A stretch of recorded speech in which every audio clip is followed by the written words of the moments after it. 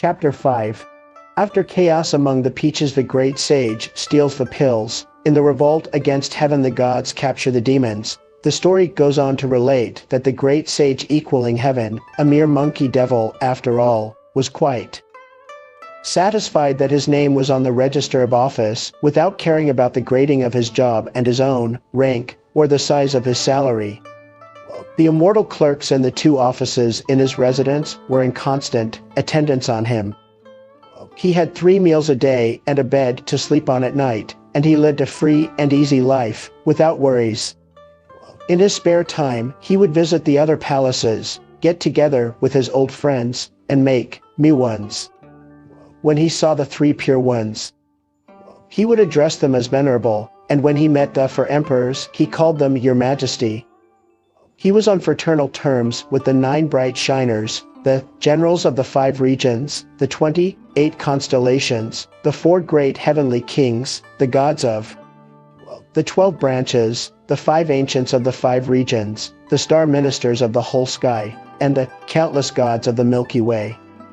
Today he would wander east, and tomorrow he would go west, coming and going by cloud, and never staying anywhere for long. When the Jade Emperor was holding his morning court one day, the immortal Su of Jingyong came forward from the body of officials, kowtowed, and suggested, the great sage equaling heaven is spending his time in idle travel, and is making the acquaintance of all the stars in the sky, calling them all his friends irrespective of their rank. It would be as well to give him some responsibility, and prevent his idleness leading to trouble later on. The Jade Emperor's response to this suggestion was to send for the Monkey King at once.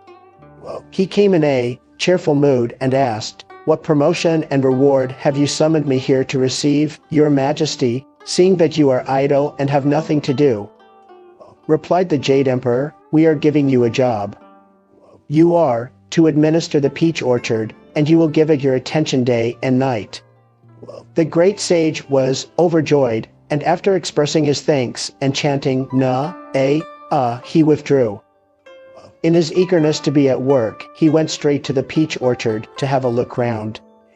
When he got there, he was stopped by a local tutelary god who asked him, "Where are you going, great sage?" "I'd been put in charge of the peach orchard by the Jade Emperor, and I've come to inspect it." The local god hastened to greet him formally, and he called the man who weeded, brought water, looked after the trees, and swept the grounds to come and kowtow to the great sage. When Sun Wukong was taken inside, this is what he saw: charming every tree, charming and luxuriant the full blossom, every tree weighed down with fruit. The fruit-laden branches bend like carding bows. The blossoming trees are covered with powder and rouge, always blossoming, always in fruit. They are ripe for 1,000 years. They know no summer or winter, but linger forever. The early ripeners look red-faced and tipsy. The ones still growing are green in stalk and skin. When the dew forms, their flesh has a touch of blue, while the sun picks up their vermilion beauty. Below the trees exotic flowers grow, bright and unfading throughout the year. On either side stand towers and pavilions, and a rainbow always arches the sky. These are not the common breeds of the dark earth capital, but are tended by the queen mother of the jade pool. After taking a good look at this, the great sage asked the local god, "How many of these trees are there?" 3,600 altogether, the local god replied. "The ones growing at the front have tiny blossoms and small fruits, and they ripen every 3,000 years. Anyone who eats them becomes an immortal and understands the way, and his body becomes both light and strong. The 1,200 in the middle have multiple blossoms and sweet fruits, and ripen every 6,000 years. Whoever eats them can fly and enjoy eternal youth. The back 1,200 are streaked with purple and have pale yellow stones. They ripen once every 9,000 years, and anyone who eats them becomes as eternal as heaven and earth, as long-lived as the sun and moon." The great sage was beside himself with joy on learning this, and that day he checked the number of the trees and looked over the buildings in the orchard before going back to his residence. From then on, he went to admire them every 3 or 4 days. He dropped his friends and made no more pleasure jaunts. One day he noticed that the peaches near the end of the branches of one old tree were all but ripe, and he felt like trying one, but as the local god, the workmen, and the immortal clerks from his residence were close on his heels, it was impossible.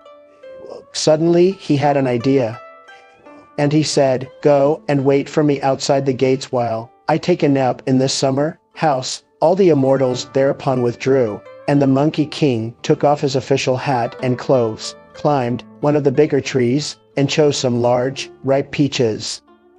When he had picked a good number, he sat at his ease in the branches and ate his fill of them, then jumped down from the tree, pinned on his hat, put on his clothes, and shouted for all his attendants to go back to his residence with him. 2 or 3 days later he thought of another trick to steal some more peaches, and he ate his fill of them. One day the Queen Mother arranged a banquet, opening many precious pavilions for a feast of peaches by the Jade Pool. She sent the red fairy, the blue fairy, the white fairy, the black fairy, the purple fairy, the yellow fairy, and the green fairy to the peach orchard with their baskets to pick peaches for the feast. The 7 fairies went straight to the orchard gates, the workmen of the orchard and the immortal superintendents of the 2 offices of the Equaling Heaven residents were guarding the gate. The fairies went up to them and said, "We have come on the orders of the Queen Mother to pick peaches for a feast." "Wait a moment, please, immortal beauties," said the local god. "Things are different this year. The Jade Emperor has appointed the great sage Equaling Heaven to be the guardian of this orchard, and we must ask him before we can open the orchard to you." "Where is the great sage?" the fairies asked, and the local god replied, "Inside the orchard. As he was feeling tired, he is having a nap by himself in a summer house." "In that case, please find him without delay," requested the fairies, and the local god took them into the orchard. But all they could find of him in the summer house were his hat and clothes. They had no idea where he could have gone, and looked everywhere without success. The great sage had in fact made himself only 2 inches long after eating some of the peaches for fun. And he was sleeping under a large leaf at the top of one of the big trees. "We have come by decree, and we can't go back empty-handed, although the great sage is nowhere to be found," said the fairies. One of the immortal superintendents, who was standing nearby, replied, "As you immortal beauties have come by order of the Queen Mother, we must not delay you. Our great sage is always wandering off, so I expect that he has gone away to visit some of his friends. You had better pick the peaches. It will be all right if we inform him." The fairies did as he suggested and went into the orchard to pick peaches. First they filled 2 baskets from the trees in front, and then they picked 3 basketfuls from the trees in the middle. But when they came to the trees at the back, they saw that peaches and blossoms were few and far between. Only a few unripe fruits, with furry stalks and green skins, were left. All the ripe ones had been eaten up by the Monkey King. The 7 fairies looked everywhere, but all they could see was a single red and white peach on a southern branch. The blue fairy pulled the branch down, the red fairy picked the peach, and then they let the branch go again. This woke up the great sage, who had changed himself into this peach to take a nap on this branch. He resumed his own form, took his gold-banded cudgel from his ear, shook it till it was as thick as a rice ball, and shouted at them, "Where are you from, you feeding fiends?" The 7 fairies fell on their knees in confusion. "Please don't be angry with us, great sage. We're not fiends, but 7 fairies sent by Her Majesty the Queen, Mother of the West, to pick peaches of immortality and open the precious halls here for a feast of peaches. When we arrived here, we saw the local god and other deities of the place, but we could not find you, great sage. We could not delay carrying out the Queen Mother's orders, so we went ahead and picked the peaches, without waiting for you, great sage.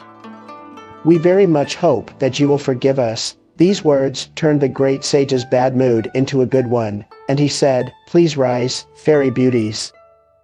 Who is the Queen Mother inviting to this feast?" There are old rules about who attends: the Buddha of the Western Heaven, Bodhisattvas, holy monks, arhats, the Guanyin of the South Pole, the merciful and sage emperor of the East, the venerable immortals of the 10 continents and the 3 islands, the mystic divinity of the North Pole, and the great, yellow, horned immortal of the Yellow Pole at the center. These make up the 5 venerable ones of the 5 regions. There will also be the star lords of the 5 constellation, the 3 pure ones, the 4 emperors, and the heavenly immortal of the great monad from the 8 high caves, the Jade Emperor, the immortals of the 9 mounds, and the gods of the seas and mountains, and the ruler of the netherworld from the 8 lower caves, and the terrestrial deities. All the major and minor gods of all the halls and palaces will come to the Feast of Peaches. Will I be invited? Asked the great sage with an ingratiating smile. Not as far as we've heard, the fairies replied. Unto great sage equaling heaven, so why shouldn't I be asked? Said the great sage. That was what happened before. We don't know about this time, the fairies replied. You're right, he said. Just wait here while I go and find out whether I'm invited, splendid great sage. Making a magic with his hands as he spoke the words of the spell. He said to the fairies, stay where you are. Stay where you are. As this was an immobilizing spell, the 7 fairies were left, standing in a daze under the peach tree with their eyes wide open as the great sage leapt out of the orchard on a somersault cloud and headed for the jade pool. As he traveled, he saw that the sky shimmered with auspicious light. As clouds of many colors streamed across it, the white stork's cry made the heavens shake. 1,000 leaves grew on the purple asphodel. Amid it all an immortal appeared, carrying himself with heaven-sent elegance. As he danced on the rainbow, cloaked by the Milky Way, with a talisman at his waist to ward off birth and death, his name was Barefoot Immortal, and he was going to the Feast of Longevity, giving peaches. As the Barefoot Immortal saw him, the great sage lowered his head and thought of a plan by which to trick the immortal and get to the banquet himself. Where are you going, Reverend Sir? He asked, and the immortal replied, I'm going to the peach banquet by the invitation of the Queen Mother. There is something you do not know, venerable sir, said the great sage. As my somersault cloud is so fast, the Jade Emperor has sent me everywhere to tell all you gentlemen to go to the Hall of Universal Brightness for a ceremony before going on to the banquet. As the immortal was an open and upright man, he took this lie for the truth, but wondered, the Thanksgiving ceremony is usually held by the Jade Pool, so why are we having the ceremony in the Hall of Universal Brightness before going to the Jade Pool for the banquet? Nevertheless, he turned his propitious cloud around and went to the Hall of Universal Brightness. As the great sage rode his cloud, he said a spell, shook himself, took the form of the Barefoot Immortal, and hurried to the Jade Pool. He reached the pavilion there a moment later, stopped his cloud, and went quietly inside. He saw fabulous perfumes coiling, a confusion of auspicious clouds, the jade tower set with color, the precious pavilion scattering mists, the phoenix soars till almost lost to view, and jeweled flowers seem to rise and fall above a 9 phoenix screen, a rainbow stool of the 8 precious things, a colored golden table, green jade bowls with 1,000 flowers. On the table were dragon livers and marrow of phoenix bone, bear's paws and ape's lips. 100 different dishes, and all of them good, rare fruits and fine delicacies, every one unique. Everything was neatly set out, but no immortals had yet arrived.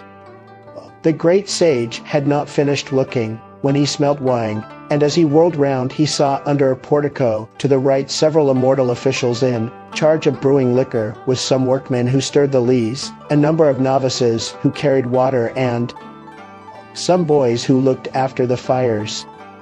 They were washing the vats and scrubbing the pots, having made jade, liquor, and a fragrant fermentation of the lees. The great sage could not stop himself from drooling, and he longed to drink some. But unfortunately, all those people were there. So he performed a spell by pulling several hairs from his body, chewing them up, spitting them up, saying the magic words, and shouting, "Change," whereupon the hairs turned into sleep insects, which flew into the faces of all the liquor makers. Watch them, as their hands go limp, their heads droop, their eyes close, and they drop their symbols of office, and all fall asleep. Whereupon the great sage grabbed the rare delicacies and exotic foods, then went under the portico, and drank from the vats and pots until he was completely drunk. Only then did he think, "This won't do at all. When the guests come for the banquet, they'll be furious with me, and I'll be for it if I'm caught.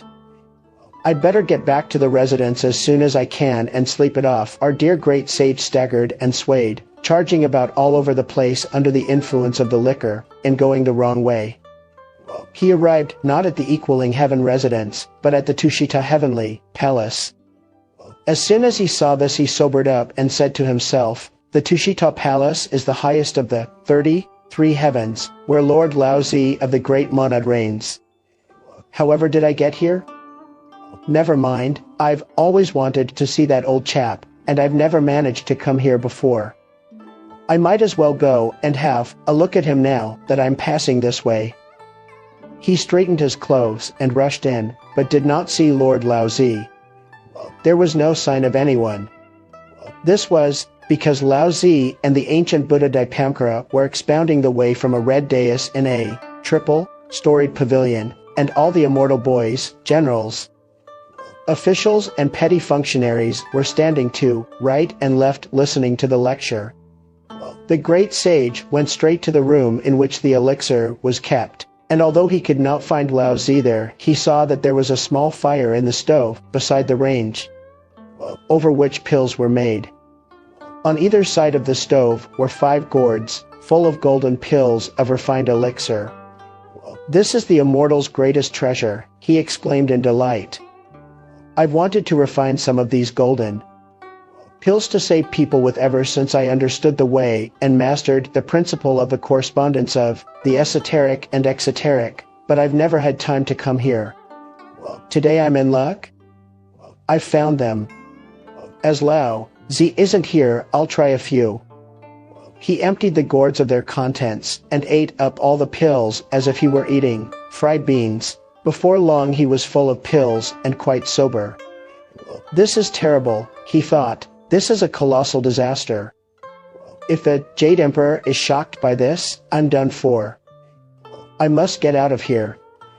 I'd be much better off as a king in the lower world." He rushed out of the Tushita Palace, avoiding his usual route. Using a spell to make himself invisible, he left by the west gate of heaven, and went straight down to the mountain of flowers and fruit by cloud. When he got there, he saw flags, banners, spears and halberds gleaming in the sun. The 4 stalwart generals and the 72 kings of the monsters were holding military exercises. "Children, I'm back," shouted the great sage in a loud voice, and all the fiends dropped their weapons and fell to their knees. "You don't care, do you, great sage?" they said. "It's been so long since you left us, and you never came back to see us." "I had been long. I had been long," protested the great sage, and as they talked they walked into the innermost part of the cave. When the 4 stalwart generals had tidied the place up and made him sit down, they called out to him and asked, "What office did you hold, great sage, during your century and more in heaven?" The great sage laughed and said, "As far as I can remember, it was only 6 months. So why do you say it was over a century? A day in heaven is the same as a year on earth," the stalwart generals replied. "I was lucky this time," said the great sage. "The Jade Emperor took a liking to me and ennobled me as the great sage Equaling Heaven. He had an Equaling Heaven residence built for me, complete with a tranquility office and a calm divinity office with immortal functionaries, attendants, and guards. Later on, when he saw that I had nothing to do, he put me in charge of the peach orchard. Recently the Queen Mother, goddess, gave a peach banquet, but she didn't invite me. Instead of waiting for an invitation, I went to the jade pool and stole all the immortal food and drink. I staggered away from the jade pool and blundered into Lord Laozi's palace, and there I ate up his 5 gourds of pills of immortality.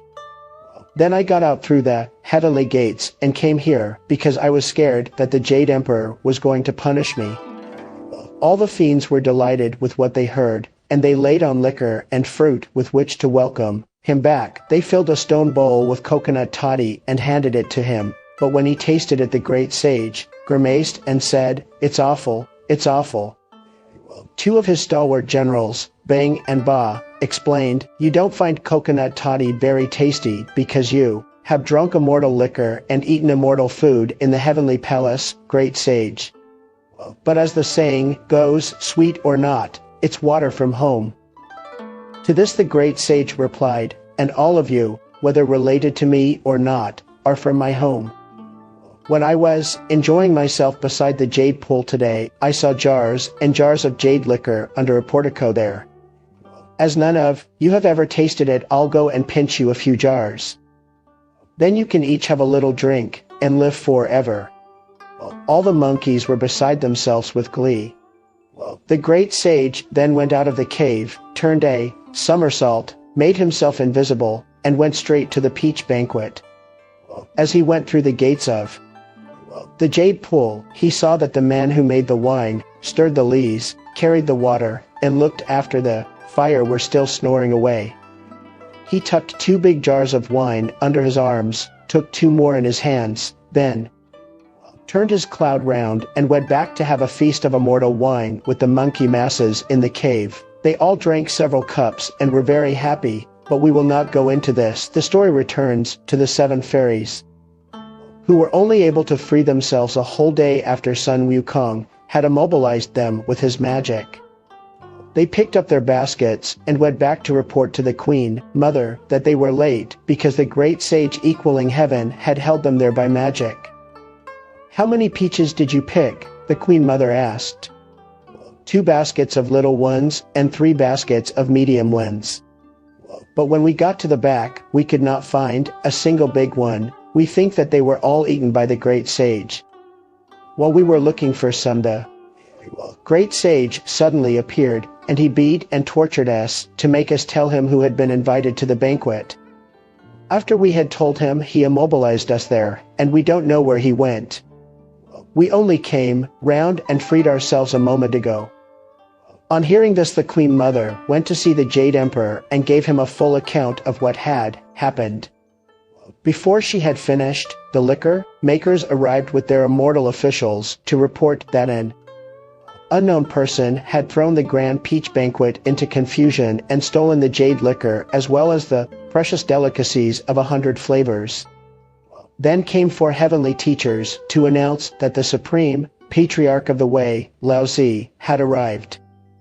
The Jade Emperor went out with the Queen Mother to meet him, and after doing obeisance, Lao Tzu said, "I had refined some golden pills of the 9 transformations in my palace for a feast of elixir pills with your majesty, but a thief has stolen them. This is what I have come to report to your majesty." This news made the Jade Emperor tremble with fear. Not long afterwards, the immortal administrators from the Equaling Heaven residence came to kowtow and report. The great sage Sun Wukong abandoned his post and went wandering off yesterday. He has not come back yet, and we do not know where he has gone. The Jade Emperor, now more suspicious than ever, then saw the barefoot immortal bow his head to the ground. "Your subject was going to the banquet on a summons from the Queen Mother," he reported, "when I happened to meet the great sage Equaling Heaven. He told me, O Lord of 10,000 years, that you had issued a decree ordering him to tell all the rest of us to go to the Hall of Universal Brightness for a ceremony before going to the banquet. Your subject went back to the Hall of Universal Brightness as he had told me to. But as I did not see the Imperial Dragon and Phoenix Chariot outside, I hurried here to await orders. This wretch has the impudence to invent fraudulent decrees and deceive eminent ministers," exclaimed the Jade Emperor with anger and astonishment. The miraculous investigator is to find out at once what he has been up to. The miraculous investigator left the palace in obedience to the edict, and by making thorough inquiries he found out all the details of what had happened.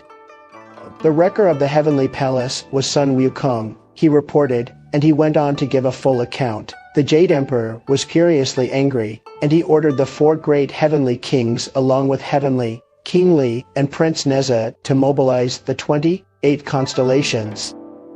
The 9 bright shiners, the 12 gods of the 12 branches, the revealers of the truth of the 5 regions, the 4 duty gods, the constellations of the east and west, the gods of the north and south, the deities of the 5 mountains, and the 4 rivers.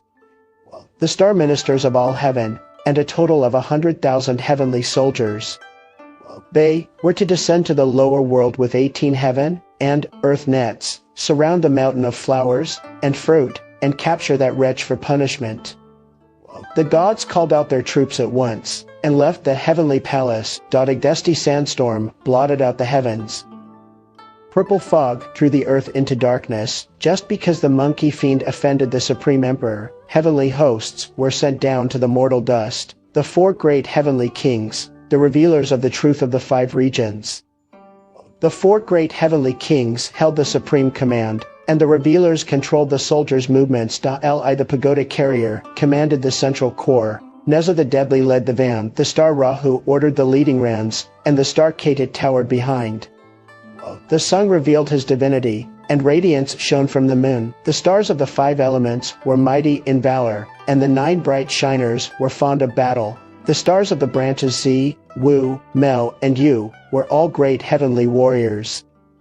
The 5 plagues and the 5 mountains were drawn up on the east and west, while the 6 Ding and 6 Jia marched to right and left. The dragon gods of the 4 rivers stood above and below, and the 28 constellations were drawn up in serried ranks. Horn, gullet, base, and chamber were the officers commanding, strider, harvester, stomach, and main wheeled and sword, dipper, box, woman, barons, roof, house, and wall, heart, tail, and winnower.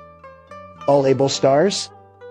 Well, ghost, willow, spread, wig, and axletree wielded their swords and spears, showed forth their power, halted their clouds, and descended in mists to the mortal world, pitching camp before the mountain of flowers and fruit. There is a poem that runs, many the transformations of the heaven-born monkey king, happy in his lair after stealing the pills and wine. Just because he wrecked the banquet of peaches, 100,000 heavenly troops now spread their nets. Heavenly King Li gave the order for the heavenly soldiers to pitch camp and throw a watertight cordon round the mountain of flowers and fruit. Above and below they spread 18 heaven and earth nets, and the 9 bright shiners were sent out to start the battle. They took their soldiers to the outside of the cave, where they saw the monkeys, big and small, leaping and fooling around. The star officers shouted in harsh voices, "Little goblins, where's that great sage of yours? We are gods, sent from the upper world to subdue your mutinous great sage. Tell him to surrender at once.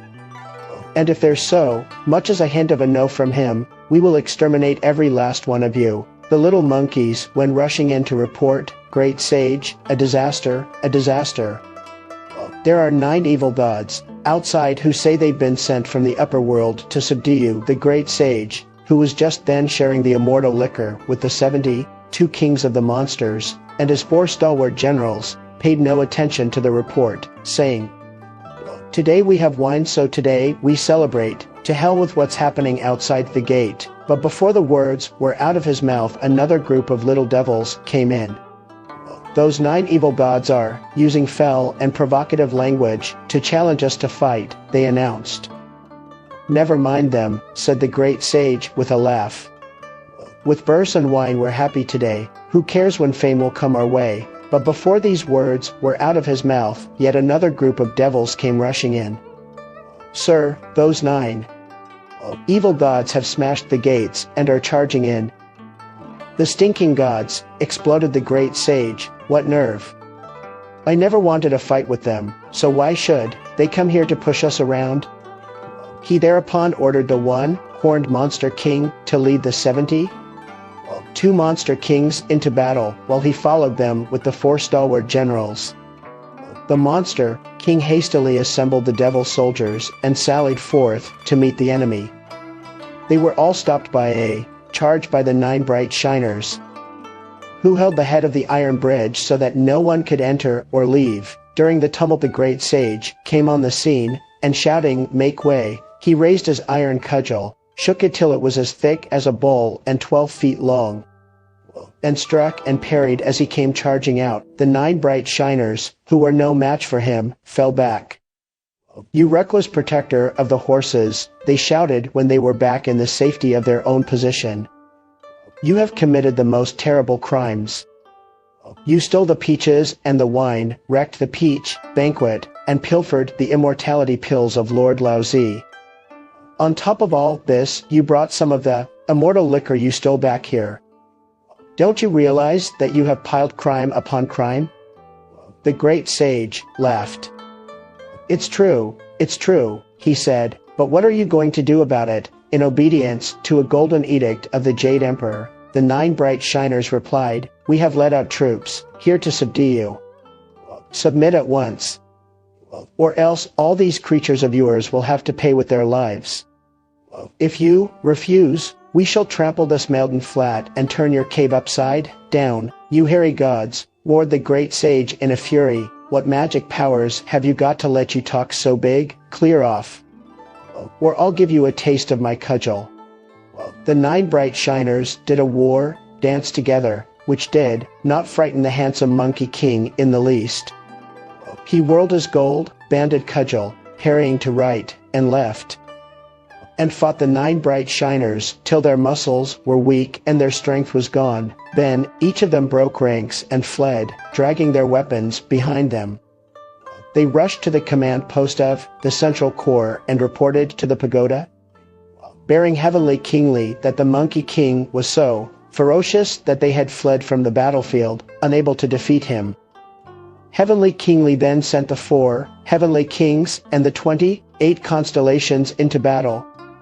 The great sage, not at all frightened at this, ordered the 1 horned demon king, the 72 kings of the monsters, and the 4 stalwart generals to draw up their line of battle outside the gates of the cave.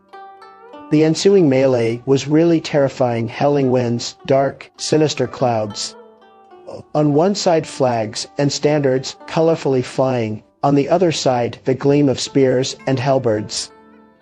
Round helmets shine, layered armor gleams. The shining round helmets reflect the sun, like silver boulders reaching to the sky. Gleaming layers of armor are built into a wall, like a mountain of ice weighing down the earth. Long-handled swords flash through the clouds like lightning. Paper, white spears, pierce mists and fogs. Heaven-shaped halberds, tiger by chains, bristling like a field of hemp. Bronze swords, and 4 brightness spears, drawn up like a dense forest. Bows and crossbows, eagle, feathered arrows.